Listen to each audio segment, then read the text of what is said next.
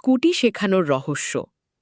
আমাকে স্কুটি চালানো শেখাতে গিয়ে ছেলে পেছন থেকে আমার কোমর ধরে বলল, মা, তোমাকে এভাবে ঠোঁচ করতে খুব ভালো লাগে। সকাল ৮টায় ছেলে বলল, মা, তোমাকে স্কুটি চালানো শেখাবো, এখন শিখে নাও, পরে কাজে লাগবে।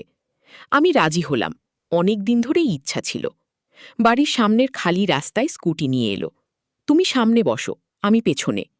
গিয়ে আমি সামনে বসলাম, সে পেছন থেকে আমার কোমরে হাত দিল ব্যালেন্সের জন্য। এবার আস্তে অ্যাক্সিলারেটর চাপো। স্কুটি চলতে শুরু করল। আমি একটু নার্ভাস। ভয় পেও না, আমি আছি। কি তার হাত আমার পিঠে চলে এলো। কেন এত শক্ত করে ধরছিস? জিজ্ঞেস করলাম। মা, তার গলার স্বর ভিন্ন শোনালো। আমি তোমাকে এভাবে ঠচ করতে পছন্দ করি, গিল। আমি স্কুটি ব্রেক করলাম। তুমি নরম, ওয়ার্ম, তোমার শরীরের সুগন্ধ আছে, গিল। সে আরও কাছে এসে বলল, মা, আমি চাই প্রতিদিন তোমাকে এইভাবে হোল্ড করতে। তুমি আমার স্ত্রী হও। সকালের রোদ আমাদের গায়ে পড়ছিল। রাস্তায় কেউ ছিল না। আমরা দূরে কোথাও গিয়ে একসাথে থাকব। তুমি আমার বউ হয়ে কি? স্কুটির ইঞ্জিন এখনও চলছিল। আমার পিঠে তার শ্বাস পড়ছিল। এই গল্পটি সম্পূর্ণ শুনলে আপনাদের পানি অটোমেটিক বের হয়ে যাবে। সো যত দ্রুত সম্ভব হাতের কাছে টিস্যু নিয়ে বসে পড়ুন। বিছানার চাদর যেন নষ্ট না হয় সেটা সম্পূর্ণ খেয়াল রাখার অনুরোধ জানিয়ে গল্পটি এখন শুরু করব। তার আগে সর্বশেষ অনুরোধ, দয়া করে এমন পানি বের করার গল্প নিয়মিত শুনতে আমাদের চ্যানেলটি সকলেই সাবস্ক্রাইব করুন। ধন্যবাদ। হ্যালো বন্ধুরা, আমার নাম মীরা খান। আমার বয়স ৪০ বছর। আমার স্বামীর নাম রহিম খান, বয়স ৪৩ বছর। আমাদের ২ সন্তান, রাহুল আর রিয়া। রাহুল ১৮ বছর বয়সী, কলেজে পড়ে। রিয়া ১০ বছর বয়সী, স্কুলে যায়।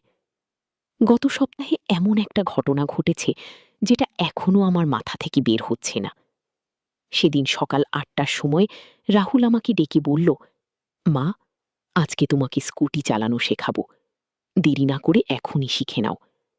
আমি তো অনেক দিন ধরেই চাইছিলাম স্কুটি শিখতে। বাড়ির কাজকর্ম, বাজার, স্থানীয় সবকিছুতে সুবিধা হবে, তাই তৎক্ষণাৎ রাজি হয়ে গেলাম। ঠিক আছে বাবা, শেখাও তো। রাহুল বাড়ির সামনের খোলা রাস্তায় স্কুটিটা নিয়ে এলো। আমাদের বাড়িটা একটু আলাদা জায়গায়, তাই রাস্তায় তেমন লোকজন থাকে না। মা, তুমি সামনে বসো, আমি পেছনে বসে গাইড করব। আমি সামনে বসলাম। রাহুল পেছন থেকে আমার কোমরে হাত রাখল ব্যালেন্সের জন্য। এবার ধীরে ধীরে অ্যাক্সেলারও টিপো, ভয় পেও না আগে। আমি অ্যাক্সেলারও টিপতেই স্কুটি এগিয়ে চলতে শুরু করল। প্রথমবার স্কুটি চালাচ্ছি বলে একটু নার্ভাস লাগছিল। আরে মা, ভয় পেও না, আমি তো আছি তোমার পিছনে গিয়ে। বলতে বলতে তার হাত আমার পেটের দিকে চলে এলো। আমি একটু অস্বস্তি বোধ করলাম। রাহুল, এত জোরে ধরিস কেন? আমি তো পড়ে যাব নাকি? মা, তার গলার স্বর কেমন যেন ভিন্ন শোনালো। তোমাকে এভাবে ঠোঁচ করতে আমার খুব ভালো লাগে গো। কথাটা শুনে আমি তৎক্ষণাৎ ব্রেক করলাম। স্কুটি থেমে গেল। কি বললি তুই এখন? মা, তুমি খুব নরম, ওয়ার্ম, তোমার শরীর থেকে খুব ভালো স্মেল আসি। কি? আমি পেছনে ফিরে তাকাতেই দেখি রাহুল আরো কাছে চলে এসেছে। মা, আমার ইচ্ছে করে প্রতিদিন তোমাকে এভাবে হোল্ড করতে, তুমি যদি আমার স্ত্রী হতে গো। রাহুল, তুই কি বলছিস? সকালের রোদ আমাদের গায়ে পড়ছিল। চারদিকে নিস্তব্ধতা, শুধু আমাদের দুজনের শ্বাস প্রশ্বাসের আওয়াজ। মা, আমরা দুজনে দূরে কোথাও চলে যেতে পারি, তুমি আমার বউ হয়ে থাকবে কি? স্কুটির এনজাইম তখনও চলছিল। আমার পিঠে তার ওয়ার্ম ব্রাশ পড়ছিল। পরিস্থিতিটা এতই অদ্ভুত ছিল যে আমি কি করব বুঝে উঠতে পারছিলাম না। রাহুল, তুই ঠিক আছিস তো? কি হয়েছে তোর? মা, আমি একদম ঠিক আছি, বরং তুমি, বলে সে আমার কানের কাছে মুখ নিয়ে এলো। হঠাৎ করেই আমার মনে হলো কিছু একটা ঠিক নেই। রাহুলের এই আচরণ একদমই স্বাভাবিক নয়। আমার ছেলে কখনো এইভাবে কথা বলে না। রাহুল, তুই কি সত্যি রাহুল? কথাটা বলতেই সে হেসে উঠল, কিন্তু সেই হাসিটা রাহুলের হাসির মতো শোনাল না। মা, আমি তোমার রাহুল। তুমি কেন এমন প্রশ্ন করছ? না, তুই রাহুল নোস। রাহুলের কণ্ঠস্বর এরকম নয়। আর সে কখনো আমার সাথে এভাবে কথা বলে না। আগি, আমি স্কুটি থেকে নেমে তার মুখের দিকে তাকালাম। দেখলাম সত্যিই আমার রাহুল, কিন্তু তার চোখে একটা অদ্ভুত ভাব। রাহুল, তোর চোখ দেখতে কেমন অন্যরকম লাগছে। গি, মা, আমার কিছু হয়নি, তুমি আবার স্কুটিতে ওঠো, আমি তোমাকে আরও কিছু শেখাব।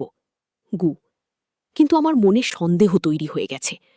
রাহুলের এই আচরণ একেবারেই অস্বাভাবিক না। আজ এখন আর শিখব না, ভেতরে চল। কেন মা, এখনো তো অনেক কিছু বাকি। গু, বললাম ভেতরে চলব। আমি জোর করে তাকে বাড়ির ভেতরে নিয়ে এলাম। ভেতরে এসেই আমি লক্ষ্য করলাম রাহুলের আচরণ আবার স্বাভাবিক হয়ে গেছে। মা, আমি কেন ভেতরে? স্কুটি তো শেখানো হলো না। আগি, তুই কিছু মনে করিস না বাবা, পরে আবার শেখাবি। গু, রাহুল কিছুটা অবাক হয়ে তার রুমে চলে গেল। আমি একা একা বসে ভাবতে লাগলাম যে এইমাত্র কি ঘটল। বিকেলে আমার স্বামী রহিম অফিস থেকে ফিরে এলো। আমি তাকে সবকিছু খুলে বললাম। কি বলছো তুমি? রাহুল এমন কথা বলেছে? হ্যাঁ, একদম অদ্ভুত ছিল পুরো ব্যাপারটা। তাহলে তো ডাক্তার দেখাতে হবে। কিন্তু রাত্রে রাহুলকে দেখে মনে হলো সে একদম স্বাভাবিক। খাওয়া দাওয়া, কথাবার্তা সবকিছুই ঠিক। পরের দিন সকালে আমি আবার রাহুলকে জিজ্ঞেস করলাম, বাবা, গতকাল তুই আমাকে কি কি বলেছিলি মনে আছে? কি বলেছিলাম? স্কুটি শেখাতে বলেছিলাম, তারপর তো তুমি ভেতরে চলে এলে। গি, আর কিছু মনে নেই? না তোমা, কেন কিছু হয়েছে? রাহুল সত্যিই কিছু মনে করতে পারছে না। এটা আরও অদ্ভুত লাগলো আমার কাছে। 3 দিন পর আবার একই ঘটনা ঘটল। এবার রাহুল আমাকে বলল বাজারে যেতে। মা, চল আমার সাথে, স্কুটিতে বাজারে যাবি। গু, না বাবা, আমি একা যাব। গু, তোমাকে নিয়ে যাব, তুমি আমার পিছনে বসবি। গু, আমি রাজি না হলেও সে জোর করতে লাগল। শেষে বাধ্য হয়ে স্কুটিতে তার পিছনে বসলাম। কিন্তু বাজারের পথে সে অন্য রাস্তায় চলে গেল। রাহুল, এই পথ দিয়ে বাজারে যাওয়া যায় না। মা, আমি তোমাকে একটা সুন্দর জায়গায় নিয়ে যাচ্ছি। গু, আবার সেই অদ্ভুত কণ্ঠস্বর। আমি বুঝে গেলাম কিছু একটা গোলমাল আছে। রাহুল, স্কুটি দাঁড় করাও, এখনই। না মা, আজকে তোমাকে আমার সাথে অনেক সময় কাটাতে হবে। গি, স্কুটি একটা নির্জন জায়গায় এসে থামল। চারদিকে জঙ্গল আর একটা পুরনো বাড়ি। এই জায়গাটা চেনো মা? এখানে আমরা একা থাকতে পারবো। আমি ভয় পেয়ে গেলাম। এই জায়গাটা আমার একদমই অচেনা। রাহুল, আমাদের বাড়ি ফিরে যেতে হবে। রিয়া স্কুল থেকে এসে আমাকে খুঁজবে। গু, মা, রিয়াকে নিয়ে ভাবার দরকার নেই, আমি তোমাকে নিয়ে এখানেই থাকব। এবার আমি নিশ্চিত হয়ে গেলাম যে রাহুলের সাথে কিছু একটা সমস্যা আছে। রাহুল, তুই আমার কথা শোন, আমাদের এখনই বাড়ি ফিরে যেতে হবে। গু, না মা, আজকে তুমি আমার সাথেই থাকবে। গু, হঠাৎ করে রাহুল আমার হাত ধরে সেই পুরনো বাড়ির দিকে টানতে শুরু করল। ছাড় আমাকে রাহুল। কিন্তু সে ছাড়ছে না, বরং আরো জোরে ধরছে। মা, এই বাড়িটা দেখো, এখানে আমরা একসাথে থাকব, তুমি আমার স্ত্রী হয়ে গিয়ে। আমি চিৎকার করে উঠলাম, রাহুল, তুই কি করছিস? হঠাৎ করেই রাহুল থমকে গেল। তার চোখে আবার সেই স্বাভাবিক ভাব ফিরে এলো। মা, আমরা এখানে কি করছি? এই জায়গাটা কোথায়? তুই আমাকে নিয়ে এসেছিস। গু, আমি কিন্তু আমার তো কিছুই মনে নেই। গি, রাহুল সত্যিই বিভ্রান্ত দেখাচ্ছিল। মনে হচ্ছিল সে সত্যিই জানে না কি ঘটেছে। চল বাড়ি ফিরে যাই। গু, ফিরে এসে আমি রহিমকে সব খুলে বললাম। এবার সে গুরুত্ব দিয়ে শোনা। মনে হচ্ছে রাহুলের কোনো মানসিক সমস্যা হয়েছে, কাল ডাক্তার দেখাতে নিয়ে যাব। পরের দিন আমরা রাহুলকে নিয়ে মানসিক রোগীর ডাক্তারের কাছে গেলাম। ডাক্তার অনেক প্রশ্ন করলেন। কয়েক মাস আগে রাহুলের কোনো দুর্ঘটনা হয়েছিল কি? হ্যাঁ, 3 মাস আগে মাথায় আঘাত পেয়েছিল। পরে গিয়ে কি? তাহলে সেটাই কারণ হতে পারে। মাথায় আঘাতের কারণে কখনো কখনো এই ধরনের সমস্যা হয়। ডাক্তার রাহুলের কিছু টেস্ট করলেন, ব্রেইন স্ক্যান করতে বললেন। রিপোর্ট এসে দেখা গেল রাহুলের ব্রেনের একটা অংশের সামান্য ক্ষতি হয়েছে, যার কারণে মাঝে মাঝে তার আচরণ অস্বাভাবিক হয়ে যাচ্ছে। এটা চিকিৎসার মাধ্যমে ভালো হবে, কিন্তু কয়েক মাস সময় লাগবে। ডাক্তার ওষুধ দিলেন আর কিছু পরামর্শ দিলেন। বললেন এই অবস্থায় রাহুলকে একা রাখা যাবে না।